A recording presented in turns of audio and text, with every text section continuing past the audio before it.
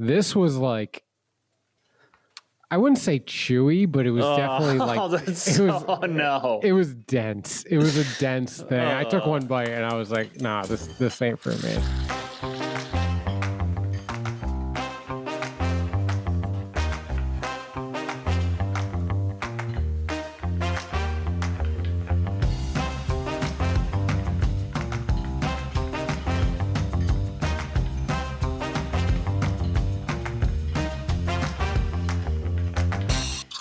Hello and welcome to Whipped Cream Salmon. I'm your boy, Brian Bastanza, joined as always with my boy, Ronnie Sanchez. It's wonderful to be here on Thursday, I don't know, April something? April 17th. 17th. That's a good day. Back stateside. Yeah, Ronnie's back. Long travel. He's sad that he's back, but he's back. Yeah, I am.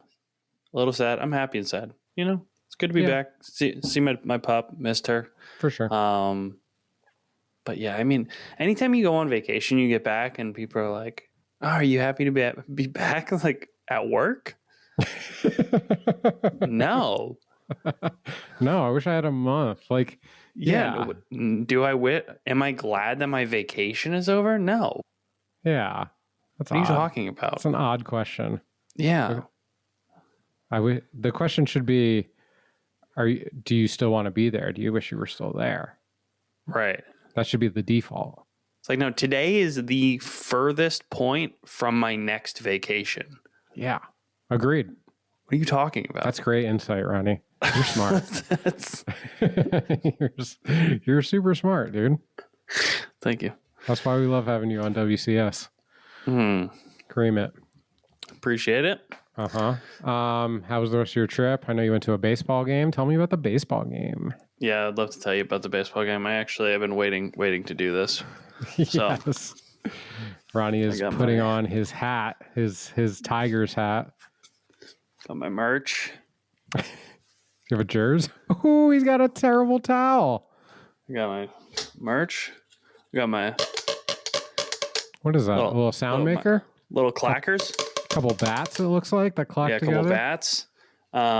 So yeah, we were all fired up. Got a bunch of merch for the game. Mm-hmm. Of course. I got this hat, got this towel with my favorite player, Morishita. Morishita.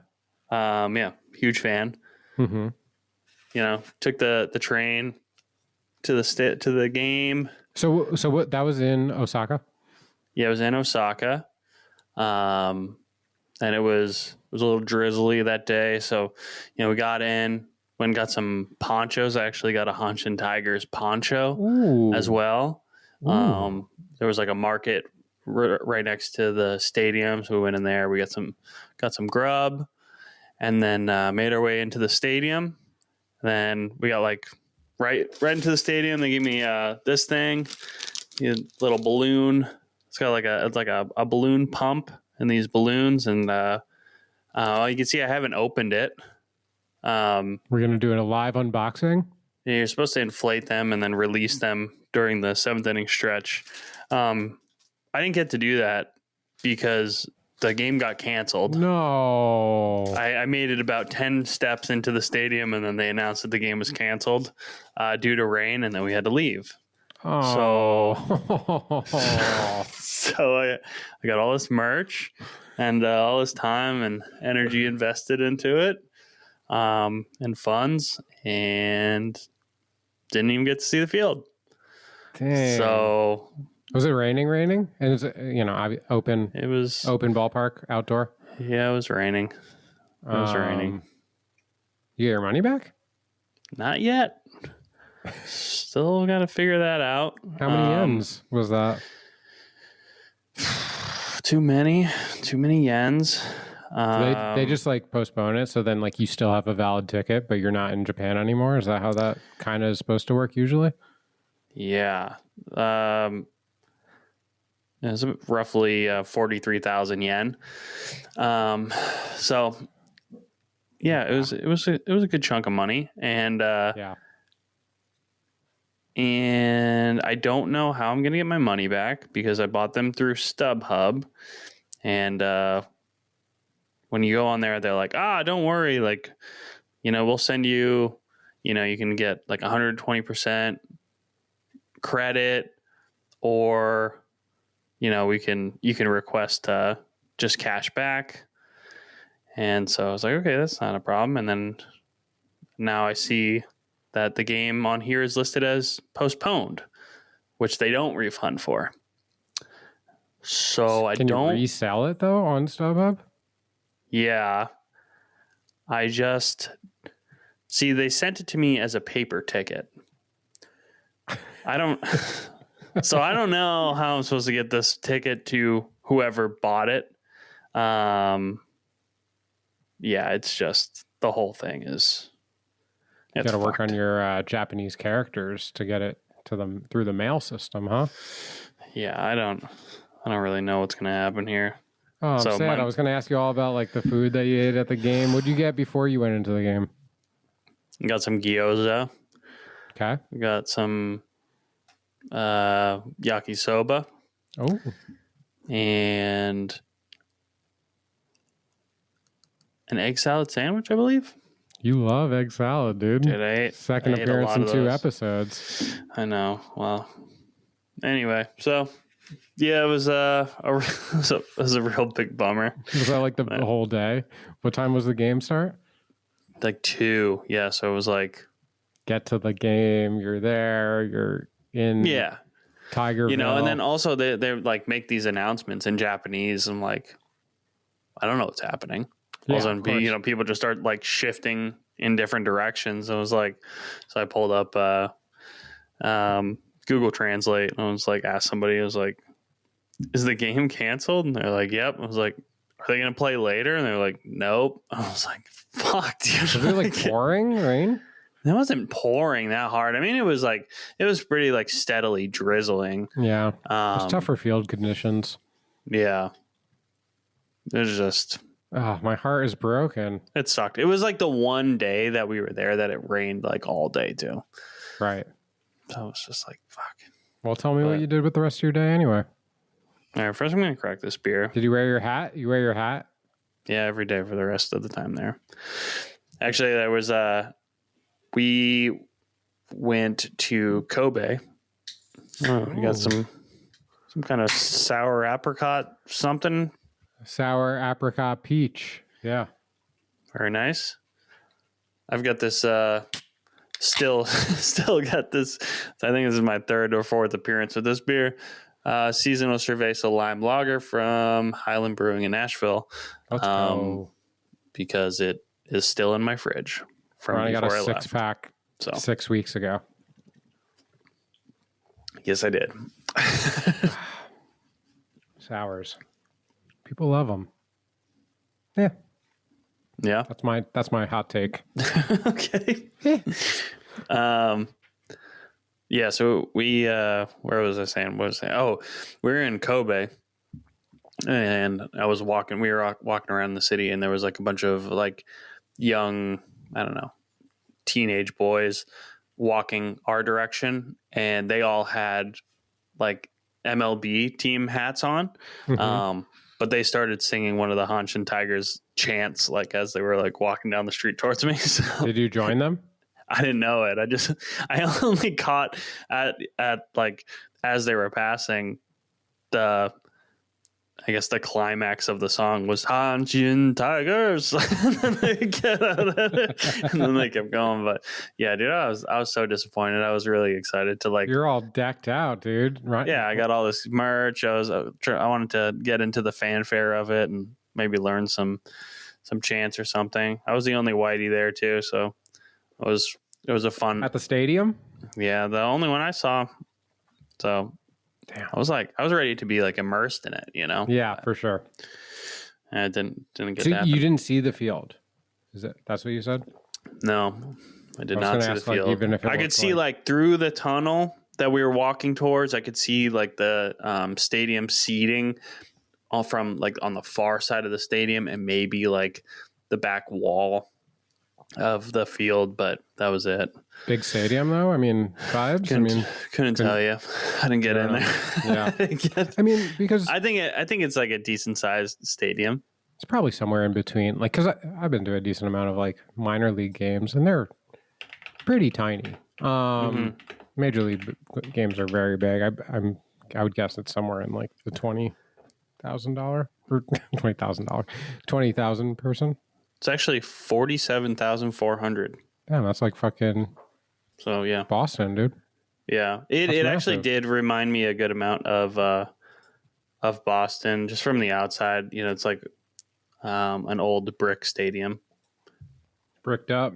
Well, next time we're going to a game. Yeah, I'm going to be ready next time. We're going to spend the whole time in Osaka if we have to.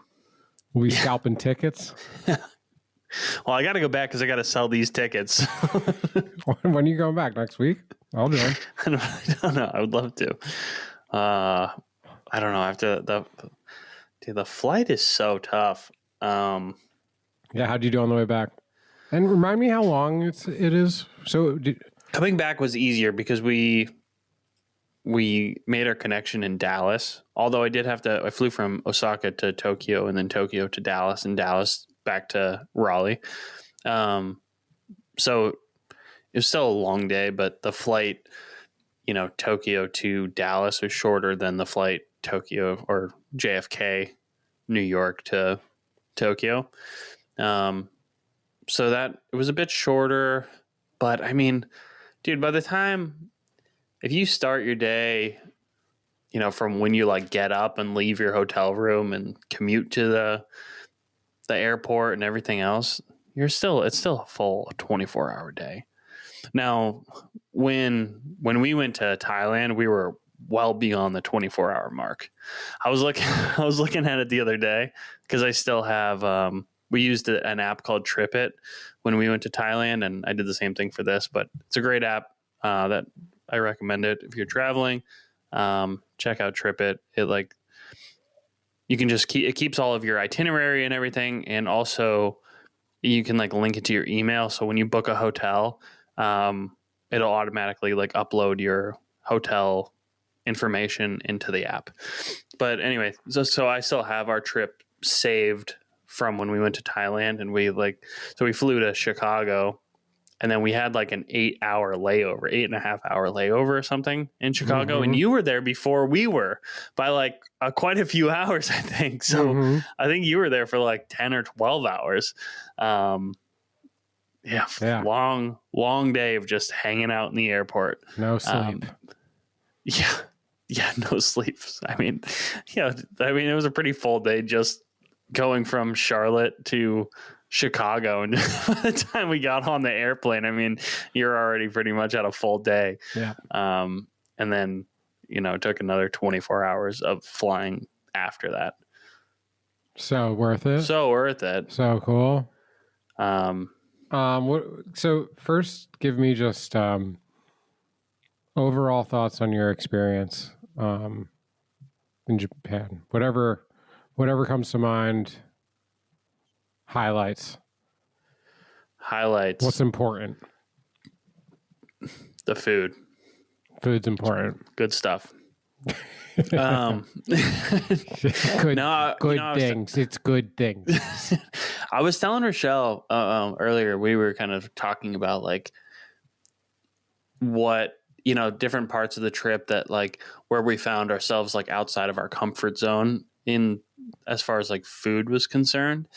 And I think that I found myself actually more outside my comfort zone more often than when we went to Thailand, which I wouldn't necessarily think that to be the case, but interesting. Yeah. Because when we talked last week, you had kind of said that you hadn't really been too far out your comfort zone at that point. Yeah, we talked a little bit about the the chicken cartilage. When we were in Kyoto. So I guess I talked to you that morning. So that night, or no, I guess I talked to you. Maybe I just didn't give or just didn't think about everything. But there's a lot, there's a lot of seafood in Japan, and they eat a lot of things raw. It's like raw or fried. Those are like kind of, obviously they do other things. Raw, fried, wrapped in rice. Yeah. Yeah, they do other things as well, obviously, but very prominent raw or fried. I had the misfortune of eating these firefly squid 2 days back to back. Both of them were fried. Not a fan. Not a fan. Firefly squid. Yeah, the first time I was offered to me off somebody else's plate. I wasn't going to say no. Just pretty rough. I was thinking, like this will be like calamari. Yeah. It's not like calamari. What is it like? It's just, dude, first of all, it's not like, like the tubes of the squid. It's the full fucking squid. Like, I don't think that it's got a beak. It's got the whole beak and everything. I didn't get the crunch from the beak, but it's mushy inside. Brains. I got all the innards of it. Yeah. Yeah. And, that was kind of hard to put down. And then the very next day we went to, it was like an omakase, dinner, and it was all on skewers. It was like omakase skewers, and it was all, if you don't know, omakase is like a chef's tasting. And it was all on skewers, but each one was a fried thing on the skewer. So we had a piece of like Wagyu beef, and it was like, panko breaded and fried. And then there was like, there was asparagus, and there was, I don't know, kind of like a caprese thing that was all breaded and fried. It was good. It was a really fun. There was a couple things on there. They're like, this one's gizzards. It's like, okay, not really my go-to, but I'm here and I'm going to try this, Send it. Yeah. Unfortunately, there was a skewer with firefly squids on there. Like, again, not really my cup of tea. But it could be like calamari. It's just not prepared that way. It's deep fried. It's breaded or tempura. They're really small. They're like little baby squids. So sounds like my cup of tea. I'll be honest. I'm telling you right now, it's not.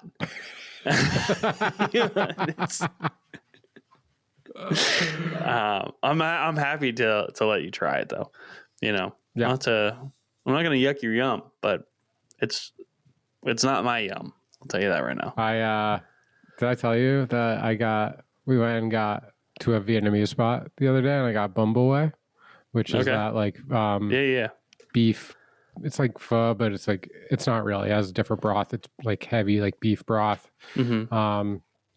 But sure enough, there was a fucking floating blood cake in there. You love those. This one, you didn't like I didn't love this one. So I haven't had it very much. We had it in Thailand. Yeah. When we had it in Thailand, it was like a soft, almost like medium, not like the silk like tofu, somewhere in between firm tofu. It's kind of like medium, like that kind of texture. Yeah. This was like, I wouldn't say chewy, but it was definitely like it was dense. It was a dense thing. I took one bite and I was like, nah, this ain't for me.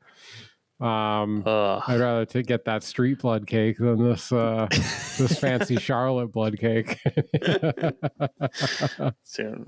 What a ballsy move going for the blood cake day, hour one in Bangkok. Had to. I mean, YOLO. People still say that. It didn't take me down, but I had a couple of them. I was like eating them off other people's plates. I was like, oh, what is this? It's delicious. Pate. Some kind of a panna cotta. So ridiculous. What tell me about the food highlight. What was it? I mean, dude, it's just like the izakaya scene is just, it's so fun. Strong. So fun. Yeah. Yeah, I talked about that like mincemeat skewer with like the egg yolk and the tare dipping sauce. That was really fucking good. Yeah, that was up there. The karage had a couple karage that were like really delicious. You ever make that dish? I mean, it's just like a fried chicken, but no, I haven't. But it must be. Is it battered or is it like? Is it fried like? Well, like we do like buttermilk fried chicken almost. I actually. It's so light, but it's like light, but also like scraggly. Yeah. I had it a couple different ways actually. I had a few that were more like a tempura style, and then I had some that were listed as salt fried. So I'm not really sure what that entails, but it was definitely the ones that were listed as salt fried were definitely like a thinner, crispier batter, like a harder crunch. And definitely those were the ones that I preferred.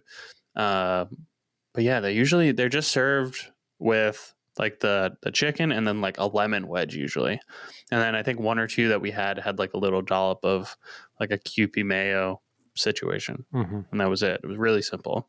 I mean, it's delicious when I've had it. I don't know how to make it, but I do think it's awesome. Yeah.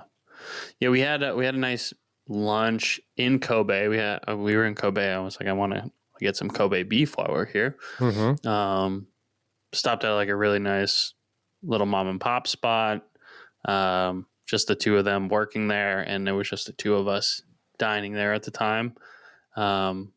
Yeah, really simple, but actually it was nice. We had a beef tartare there that had like some shaved black truffles on it, and then like truffle also like minced up inside of it as well. I'm not usually like the biggest truffle fan, and I think that's just because of all the like truffle oil. Yeah, you know, it's overused here. It's overused, and it's fake. Yeah. These were all actual truffles, so that was really tasty. That was really nice. It was a fun meal.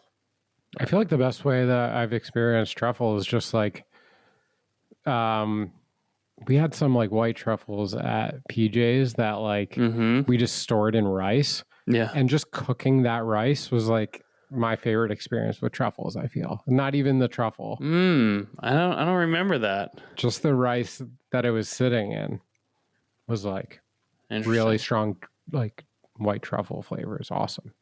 Cool. Yeah, it's cool. I mean, the whole thing, I mean, it's more expensive than what it's worth, right? I mean, for sure. Fancy mushroom. It's hard to find. Super fucking expensive, right? What does that go for? Like $800 a pound for like a high quality white truffle, right? Yeah, like I know that the black truffles are like tend to be cheaper. $200. Yeah, $200 a pound. It's too much. Too much. Definitely too much. There's other more delicious things that cost way less. 100%. Yeah. Yeah, we had some really good fresh wasabi while we were there, which that's another thing that was that the norm. I think so. I mean, dude, they just had the one spot that we were at. He had a whole bowl of fresh wasabi just like sitting out. In the States, that would have been a couple $100. Yeah, I mean, I think it's just maybe hard to. I think it is hard to cultivate. And grow. Is cultivate the picking part of it? Which part is the? No, it's hard to. I know wasabi is hard to grow. Yeah. So I know farming it is difficult. Yeah. I think the only thing I know about it is from Clarkson's farm. Yeah. He's trying to grow wasabi and sell it to restaurants in the city, and no one wants to buy it. Yeah, because he doesn't have like good quality. Yeah, and it's super expensive. Yeah, I mean, and it grows like in like bogs and swamps. So right, I think the riverbed. Yeah, it takes like very specific conditions to grow it. But I asked about it, and they were surprised that I said it was so expensive in the States. So, it's just a root veg. I mean, the whole thing's like an island, right? So maybe just all along the coast, you just grow wasabi. Yeah, it's pretty cool. Yeah, maybe. Also, I mean, the Japanese are just very like nationalistic, and they keep a lot of the good shit to themselves. I think that's why like so many people travel to Japan, and they're like, "What? Why don't we have this in our country?" It's because they don't they don't send it to your country. They don't share it. They make that shit there, and then they keep it to themselves. I think for like the longest time, they didn't export their rice because they were like, "No, keeping the rice to ourselves. This is the good shit." That's hilarious. Yeah, but I mean, now with like global economy, like I mean, there's Japanese folk everywhere, right? It's hard to imagine that like the right Japanese businessman wouldn't like or woman wouldn't decide to like make this a thing everywhere we go. If it's if they got cool stuff, which it seems like they do. They definitely got some cool shit. What was the most like surprising thing on your trip? Like the entire country. Okay, I shouldn't say the entire country. All of the cities exist underground. Like you could be on some sleepy street in Tokyo and you're like, "Hey, let's go catch a train." And you look at your phone and it's like, there's an entrance, 20 feet up to the right. You go down there and all of a sudden you're in the middle of a massive mall. And you're like, "What the fuck happened?" And you're just underground and you're in a mall and there's like tens of thousands of people like all commuting to and from wherever. It's pretty wild how much, and also just like how often you're just commuting. You'll take the train to somewhere and you get off at your stop and you go up the stairs and again, you're inside of a mall. Like, how do I keep ending up at the mall? It's just, it's wild how much of the city exists underground.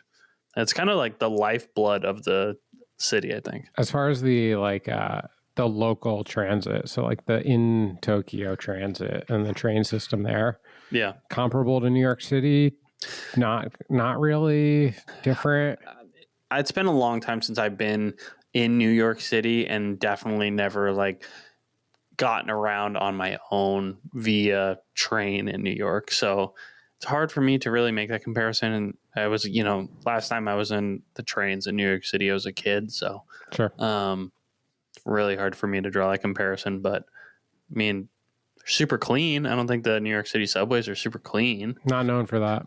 Rats is closer to what they're known for. Yeah. Also, the people are silent on the train. I don't think New York's known for how quiet the people are. Yeah, typically. Well, they kind of are. Like on the train, though. I mean, well, the New York subway, like, depends on what car you're in. I mean, some people might be having a conversation, but like, for the most part, the train itself is loud. But like, a lot of people are just, I've been in a lot of like packed train cars and no one's really talking, everyone, It's just like moving quickly. You're kind of standing there or sitting. You definitely aren't going to see any street performers in your train car.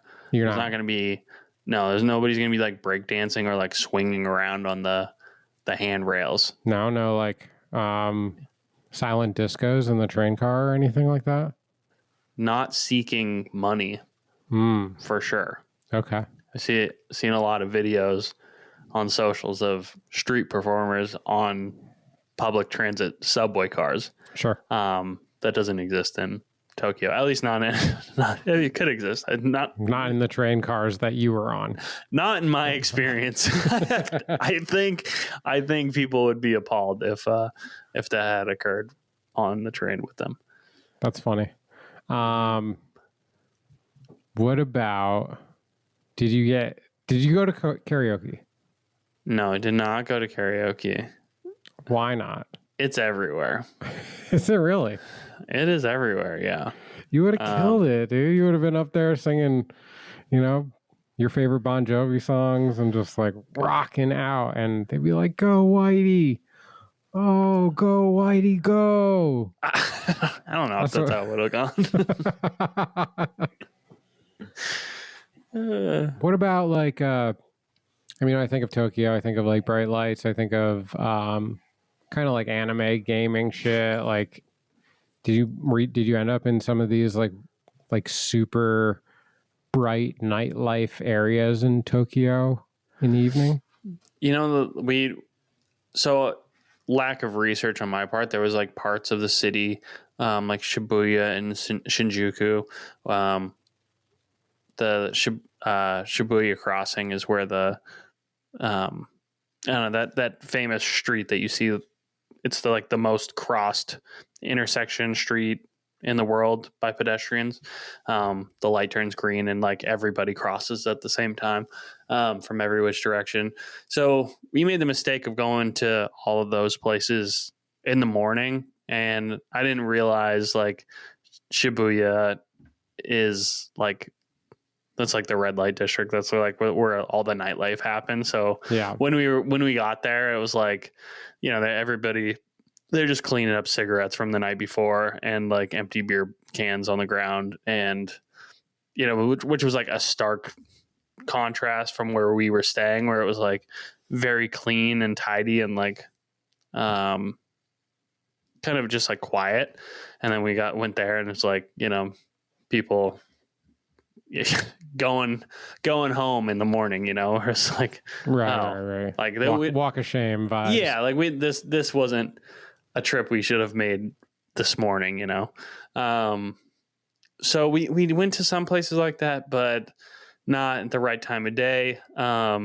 Kyoto, which you see a lot of like the images of Kyoto, and it's like the really cute, like old, like Japanese villages and stuff. And like those do exist, but like very close to that. It's like a bustling city also. Not as big of a city as Tokyo, but it's still, very like industrialized city. But there was definitely some good nightlife, and that's where we went to the first izakaya. That was a lot of fun. Yeah. So, I mean, it's about time to let our listeners in that we're opening an izakaya for sure. Yeah. We don't know when, but it's going to be so sick, dude. Yeah, we don't know when, we don't know where, but it's going to happen. So tell me what you learned on your trip about izakaya. So I went to a few different ones. They're not all the same, but my favorite variety of izakaya where they were standing only. There's no chairs, and really like the smaller the better. Right. The counters that we were at, like no staff, you and me. No, just the two of us. And like I said, like you order a beer, they just turn around and pour you the beer that they have on tap. Now, we could have that and then maybe keep like 2 or 3 cans, maybe some local things. And then, some sake. Maybe you got like 2, 3 bottles. Sure. And then, a couple cocktails, but keep them simple, like the whole thing. Squirt a simple syrup, some sake, and some liquor, and send it. Yeah. I mean, like this, it's got to be like super streamlined. So, in the way you order everything, you're ordering like one skewer at a time. So, and everything just comes out as it's ready. So you can throw like a bunch of things at the cooks and, but you're only going to get like one at a time. Don't expect your food to all be brought out at the same time. And it's also that it's not designed for that kind of a dining experience. Like you're not going in and ordering your appetizer and then your salad and then your entree and dessert, it's very casual vibe. You're in there to drink and then get food too. Yeah. It's so fun. Is it a long experience? Like when you go there, are you like, let's go, let's have a good time, let's spend 3 to 4 hours there? Or I mean, I think so, but and then I also think that it wouldn't be discouraged to like pop in, grab a beer, and like a couple bites of something. For sure. Yeah. Like, it's also not really the place that you're going to go to like fill up. Now, if you're there for long enough and you like order enough things throughout the course of the night, you can definitely leave satisfied, with a full belly. But it's going to take a little while to get there. Sure. Yeah. What kind of interesting food there, or is it kind of like standard fare? Like they have a grill and everything. They're firing up and the first spot that tempura. Yeah. The first spot that we went to, they specialized in venison and wild boar. So just like kind of like game meats. So we had some venison skewers that had like a harissa sauce on it. And then also wild boar skewers as well. That's where I had the best karage. And it was cool. Like the chef there, I had sent you the picture of it, but his grill was just comprised of bricks that he like stacked up and into the shape of the grill that he wanted. And then wedged between the bricks, he'd have like his grill grate, and then stacked up a little higher. And then he had another grill grate like wedged in between like some other bricks, so that they were like on differing heights. It was just rad. Like the whole setup, it was like, for sure, it was so bare bones, and like they got hoods and everything. I mean, it's like a legit like kitchen in some ways, or not less than. Yeah. Also, SIGs inside is totally still a thing in Japan. So let's go. So bring back SIGs inside, dude. So he was. It was funny. He's smoking while he's cooking. Not at the same time, but he's very much like a part of the hangout as well. Like part of you're kind of the show as well, because everyone's sitting there watching you. So we're conversing with him a lot, and then when he didn't have any tickets or whatever, he fucking lit up a cigarette and he was smoking up under the hoods. So it was kind of cool. Yeah, it was just like a fun hangout. It's rad. What do you think we should make? Definitely karage. I think we can definitely make like some fun skewers. The grilled rice onigiri. We can do some of those. We can do some gyoza. And I'd definitely like to have like some rotating stuff, keep it fun and interesting. For sure. I was thinking a lot like hamachi. Actually, I brought back some. It's a clear soy sauce. I've heard of white soy sauce before, but this is like clear. Ooh. So we popped into the shop, and the owner there was just immediately like pulling out tasting spoons of like, try this soy sauce, try this soy sauce, try this one, try this one. Dude, I was in there for 3 minutes and my mouth was just loaded with salt. Like I was like, dude, I can't. But you got any water next? He knew. Yeah, he did. Sauce. He did. He knew. He was like, load us up, and then the next thing comes over with a little cup of water. He was like, here, drink that, and then he comes right back. Here, try this one. Try this one. So he did get me with a couple. He got me with one soy sauce. Can't really tell you anything else about it other than it's a delicious small bottle of soy sauce. But the clear soy sauce, it's soy sauce, clear soy, which I don't really understand. Ponzu and vinegar. Yeah, it's got like yuzu chunks like floating around in it. Ooh. But when I tasted that, I was immediately like, I want this on some like hamachi. And then we can also sell hamachi collar to a limited selection of hamachi kama. I wanted to ask just how they managed like tickets and stuff. Are you just like remembering stuff as people are yelling it to him, or did he have like is there a POS system and all that, or? He had like a notebook or something, and he was writing I believe he was like handwriting tickets.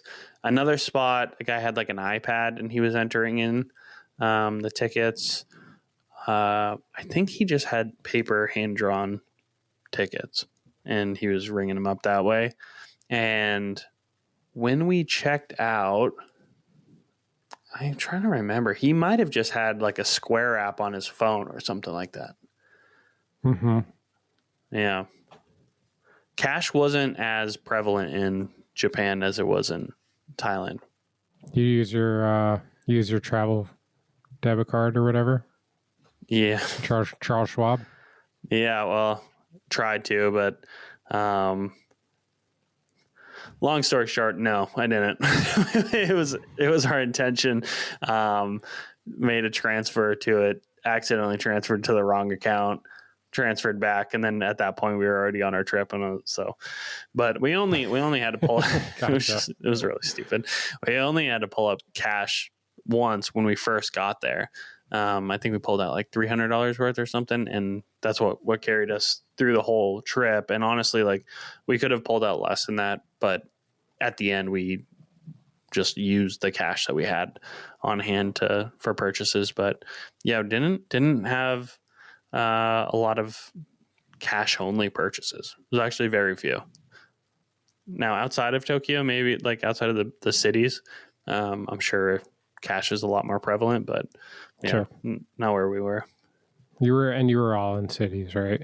So it was Tokyo, Kyoto, Osaka. Yeah. Another city after Osaka? No, we did. We made a day trip out to Kobe, which is also just still a city. Mm-hmm. They had like a cool herb garden. We got to take a ski tram up to the top and tour around there. A little gondola situation? Little gondola, a little foonie. Like that? Yeah, and they actually had a bunch of hammocks up there, and I fell asleep in the hammock for a little bit. That was great. You were just napping. You just went to Japan to nap, it sounds like. Hardly, dude. I like the first few days was rough. I didn't do a lot of sleeping. I would wake up at weird hours. Was waking up at like 3, 2. Like one day I think I woke up at like 11 o'clock. I was like, oh my God, dude. It's one of the shittiest times to wake up. Yeah, I was nervous because last night we got home, traveling, and last night I went to bed. It was like 7:45. We were so tired, but I had to work this morning. So I was like, just gonna go to bed now. I did wake up at like 11:50. Yeah, was not excited because I was like, I'm in trouble. Got up, went to the bathroom, and then I was able to get right back to bed. Thankfully, that's not usually the case. Mm-hmm. But I had a good night's sleep, actually. I'm glad you had an awesome time. Sounds like so dope. I can't wait to get there myself. But now we were talking about like opening an izakaya in the States. And so I think the coolest variety that I saw was the standing only. How that would translate to your standard American customers, I'm not sure. Maybe we would have some kind of like a sit stand option where maybe like the seat like swivels or something, and it could like tuck up underneath the bar, and then if you wanted, you could pull that swivel out towards you. Yeah, if that makes any sense. I don't know. Well, I mean, I think that shit works in big cities. Yeah. That shit would work in New York City. Yeah. Like, for sure. People would be fired up about it. There's so many people that there's enough clientele that you would be packed, right? Yeah. I don't know how well that would do in a lot of other places. Yeah. Right? Like, not like a suburbia place. Like, probably not. Yeah. People are much more accustomed to having sit-down dinners, if not sit-down, some sort of counter service type situation. Mm-hmm. Standing only is tough for Americans, I would guess, even though I do see the appeal in it. I think it's so social and fun, and it's really, really, really cool. So that's why I think if you had like a sit stand option, where it's like there is a chair there if you want it. Yeah, but keep them I think you really need to like train your customers, when they come in. Yeah. Like where's the stool? And it's like, oh, well, you can stand if you'd like, but if you'd like to sit, you can swivel it out towards yourself. Maybe we just have one stool. The stool of shame. Yeah. So like. Yeah. Yeah, and then we can like yell at them and like make fun of them when we give it to them. Yeah. And we can give them a hat with it. Yeah, a big stupid hat. Yeah. Maybe it's like red or something. Red? I don't know. I'm just throwing out options. For sure. Like, pink? Yeah. For no reason. Big cone hat. Yeah, dunce cap. Sing songs. I mean, yeah, it'd be so cool to have like a place that could only hold like, what, 30 people? Is that like even a lot? That's a lot for the thing you're describing a little bit. Too many, I think, yeah. Yeah. You think 20? Less? I think less than that. I think like 10 to 15 would be like max. Yeah. That's cool. Yeah. Can you I think it should be enough super dollars intimate. for that? What's that? Can you generate enough dollars? I think so. I mean, because your overhead would be fairly low because the space is going to be tiny. You know, it's like sub 1,000 square feet. Mm-hmm. Probably like even below that. Probably like 500 to 800 square feet. And then your labor overhead, I mean, it's just us. Right. And then maybe a busser if we need. I don't think you need a busser because I think you even have space for it really. And I mean, all the plates are going to be just small little plates, you know? Mm-hmm. And so when you finish your plate, you just put it back on the ledge in front of you. And then when we get to it, you take it, you just have a small little dishwasher, you know, like a bar dishwasher. Mm-hmm. And then for silverware, I mean, we can have some silverware, but you're using disposable chopsticks. Yeah. Yeah. For sure. You know, we're not in the washing dishes game. Right. Little plates. That's fine. You can run 100 of them at the same time through a single dish load. Exactly. Yeah. You're not there like running dishes all night either, you know, and you can get, like, you know, a variety of different sizes and shapes and make it fun. But yeah. Do so much fun stuff. Little sandwiches. So much fun little stuff. bao buns. Yeah, and I think your food cost can really be low. I mean, you're selling individual skewers. Like, I mean, what is your cost on a chicken breast skewer? Yeah, probably not that much. I mean, for sure sell for a couple bucks, right? Yeah, and you can probably get like, I don't know, 3-ish, maybe like 2.5 to 3 skewers out of one breast. Oh, really? I was thinking even more than that. I mean, yeah, maybe. I mean, depends on how big this titty is. Yeah. If you're using like a good chicken, you're probably getting like, yeah, about 3, I would say. Right. Yeah. Because not good chickens have bigger titties. Is that? Yeah. Let's just make that clear. Yeah, trash chickens have big ass titties. That's the name of the episode, y'all.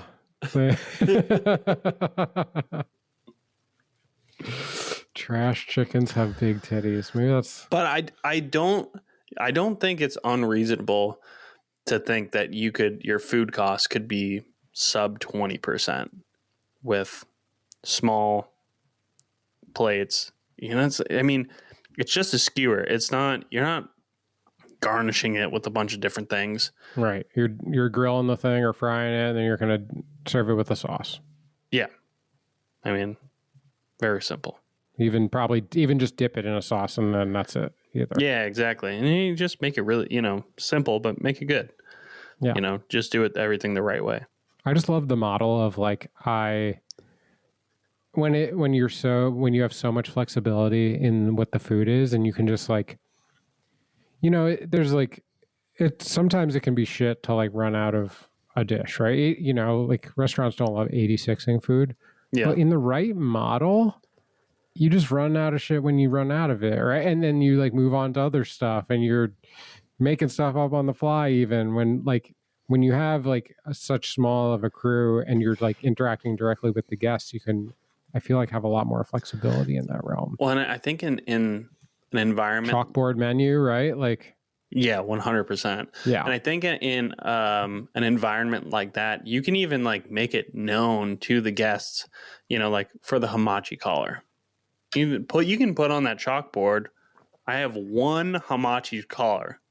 That makes it exclusive for one. And people are like, oh, they only have one left, or they will only have one all day. You know, if you buy, you know, a small space like that, you're probably only buying like, you know, a side of the hamachi or kampachi or like whatever kind of fish you're using. You're probably only getting one side of it. So you might only get in one collar. Right. So that makes it like an exclusive thing. And you can also charge, you know, I don't think like an $18 charge for a hamachi collar is crazy. For sure. It's actually probably very reasonable. We're going to have so much fun. Yeah, we just got to do it. What's the name of it? I don't know. I've been thinking about names. I haven't come up with anything that really sticks yet. Not WCS? Could be whipped cream salmon izakaya for cooks that don't cook good, but it doesn't really flow off the tongue. Right. It's hard to remember. Mm-hmm. It does. It is hard. I also I had this thought too. We passed by a bar, didn't go inside because it was just like all local Japanese cool kids in there. And it was like a very tight, small space. And they had a DJ in there. They was playing some like cool Japanese records. And it was like lo-fi hip hop shit. Yeah. And it was just like a vibe in there. A bunch of cool kids in there smoking cigs. Mm-hmm. It was like, could be a cool vibe. You know, we had like some records in there. Yeah. Maybe some people could like pick out a record and throw on there. I love that. Could be fun. I love also a restaurant, man. I mean, it's so funny because they only like, in my experience, they only exist in cities and like good cities. Like, been to cool places in New York. I've been to cool places in Chicago. I've been to no cool places in Charlotte. I'll be honest. Like, not like cool like that, where like they're playing loud music and like it's like interesting in the sense that like standing or it has some sort of weird, you know, feature to it, right? Like, yeah, you can see those in the big cities. I haven't really seen them outside of like, San Francisco, Chicago, New York. I'm sure Atlanta. I'm sure, you know, Seattle, Portland, maybe. But there's a really cool neighborhood in Raleigh called Oakwood. It's just like a very old neighborhood. Like, it's got this creepy cemetery, but it's also like really beautiful in its aesthetic, and the neighborhood is just really fun. But there's some like cool, there's a fun pizza shop in there, but there's like kind of this intersection that they just got a bunch of cool different spots, and they have this, it's a store, they sell like a bunch of like, I don't know, it's not really, so I guess some vintage clothing, but just a lot of like cool trendy like hipster stuff, handmade leather goods and like banners, and I don't know, it's like a motorcycle in there, you know, like, because it's a vintage motorcycle. But they have a bar in there and they sell, you know, I think just beer and wine. But yeah, that's just like one of those, like what you're talking about, just like a cool space for sure. You know, you're like, you walk in there, you're like, I don't feel like I'm dressed cool enough to be in here. Yeah. Basically, we want to create the vibe that makes you feel bad about yourself when you enter it. We went to this we went to this restaurant. We went to the National Restaurant Association show. It was like a 3-day like massive show in Chicago one year, from Tahoe, from Azul. And when we flew in, we ended up like late night, midnight. We ended up at this restaurant that we knew about called Au Cheval. Uh-huh. In this restaurant, Au Cheval, they have burgers with foie gras and scrambled eggs with foie gras, and like that's kind of the fucking menu. It's just like it's like bar food plus foie. Okay. And it's kind of high end, but like it's also, we were in there at midnight and they were playing the fucking loudest fucking hip hop music I've ever heard. Like you couldn't even talk to the fucking people next to you. It was like my happy place. It was awesome. It was awesome. It was awesome, right? Like they were playing fucking some Pharoah Monch up in there, and it was like rub on your titties, and I was like, yeah, dude. I mean, foie gras is awesome, dude. You know, and man, the sister restaurant of Lulu's in Reno is called Cowboy Izakaya, and that place is like the same kind of vibe where it's like it's dimly lit, and there's like red lighting, and it's like it's smoky in there because of the grill going on. But they play music in there so goddamn loud that if you go on their Yelp, that is like the number one complaint, that it's like it's too loud. They'll be like food. It'll be like 4 stars. Food is great. Loved everything. I can't have a conversation with my friends in here, and the owners just refuse to turn down the music. I fucking think it's rad, dude. I mean, it's awesome, and this is what I've said over and over: is like operate your business with conviction, cook with conviction, do the things that you love with conviction, and like the people that get it, fucking get it, and they'll show up and they'll come back for it. And the people that don't get it, they won't fucking come back. And good riddance. We don't want you in here for sure. Yeah, you can't, Karen, get the fuck out. You can't expect to attract the people to be around you that you want if you're not just going to be fully yourself. And that's like in day to day, like being a person, but also like with restaurants and with, venues and whatever, right? Like, I think like, for example, like if you wear a controversial shirt, whatever that means to you, you're going to turn some people off. But you're also more than likely, someone's going to walk up to you and be like, I fucking love that shirt. Yeah. And that's you know what I mean? Like that's like, yeah, you're going to deter people who are going to be offended by whatever the thing is, but you're probably also going to meet and attract people who really fit your vibe. Yeah. In a way. Sure. And yeah, I love that. I can't wait. Next week we'll come up with names. Yeah. Also, the slot bar in. Oh yeah, it's a tiny little bar. It's like almost like a horseshoe. It's mostly bar, right? It's like a single, or maybe at max 2 bartenders in there, and people sit around the outside of the bar. But there might be 20 seats. A lot of standing room. Yeah, but yeah, I mean, when that place is popping, it's shoulder to shoulder. Everybody is, it's beyond capacity. Yeah. They're all standing. If you're at the end corner seat, it is impossible for you to leave because the stools will not allow it. So it is 100% acceptable to stand up on the bar and walk across the bar and out to get out of the bar. It is okay. It's one of the only places I've ever been that is not only is it acceptable, but it's kind of expected because there's just not a way for you to get out to take a piss if you're stuck in the back. But in there, I mean, it's in a ski town. It's at a ski resort.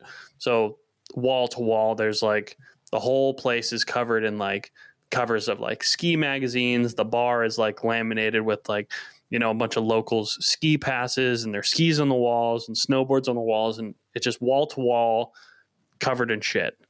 And they have a TV behind the bar. And at all times that TV is, if it's not during like a sporting event, if it's during a sporting event, it'll have sports on. If it's not during a sporting event, at all times they're playing ski movies, snowboarding movies, skateboarding movies, surfing movies, mountain biking movies, like action film movies, which if you don't follow any of that, the videos nowadays, like you don't have to be a fan of any of those things. They're just beautifully shot, in like super high def nature. It's awesome. And shredding and rad. Yeah. Yeah. It's just rad. Cool music. That would be cool too. have a TV in the corner. The first one we were at, they had a TV up and they were just playing anime all the time. Yeah. So you could have something like that. I'm not really, I don't know much about anime. Yeah, I don't know much about it either, but we'll find our path. Yeah. We'll put something on there. Yeah. It'd be fun. I love ski videos. Skate videos. Love ski videos. 90s skate videos. Get me some Yeah Right up on there. Yeah. Remember that one? So, I don't know. It'll definitely be a vibe. Whatever we come up with, it'll be a vibe. Love it. I just want a cool place to hang out with my friends. Yeah. We'll just do that every day. Yeah. I'm sick of people telling me what to do. We can still go on vacation too, right? Yeah. Well, not only are we going to go on vacation, we'll shut it down. We'll shut it down for seasonal cleaning, leave the country, and then we'll write that shit off as R&D. R&D, baby. Let's go. Popping bottles. I don't really know what writing anything off actually entails, but I hear business owners talking about it all the time. Oh, it's a write-off. Yeah. Sounds good. Sounds really good. I don't think it just means you get that money back for free. I don't think so. I'm pretty sure that's not what it means, but I think I'm willing to listen to different interpretations. I think maybe you get the tax back. Right. Business write-off. Right. In some way or form. Yeah. I like that, though. Something. Yeah. I've never made enough money to have to write anything off. But what I will be doing is racking up those sweet, sweet miles, those points. Oh, we'll put everything, dude. We'll split everything. Yeah. We'll split everything. Yeah. I can't wait. Cool. I don't think we're going to do the other things this app because it's our podcast and we don't want to today. Yeah, if you were waiting around this whole time because you're like, I just got to get to the end so that I can hear the idiot sandwich, we don't got one for you today. Well, you're at the end. Congratulations. You won. And we don't have a tip for you either. Yeah. It doesn't mean we don't love you as much as we did all the other times. No. We're going to do something at some point. I'd imagine. Maybe. My tip for you: go find an izakaya. Go get some grilled skewers and enjoy yourself. And if they have a chair, don't use it. Yeah, even if it's like low tables. It's just a table. If it's a regular booth, just stand at the end. That'll freak them out. And with that takes us to the end of the episode. Thanks for everyone for stopping by. Follow us on socials at Whipped Cream Salmon Podcast. Hit us up on email, whippedcreamsalmon@gmail.com. And I don't know, send us a carrier pigeon with a recipe and we'll make it. 100%. If a carrier pigeon comes to our back porch and drops off a recipe, I'll make it, and I'll shout you out on the pod. So that'd be dope. That would be dope. Maybe we can have carrier pigeons at our izakaya. Flying people skewers? That'd be awesome. Over to like the other, yeah. Well, there'll be like a bar down the street, and we'll like send it a skewer, and then they'll bring back like a pint or something for us. Love that. We'll trade. Yeah.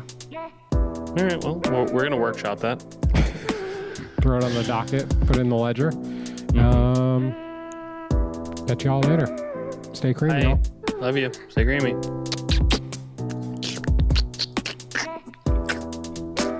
That's gross.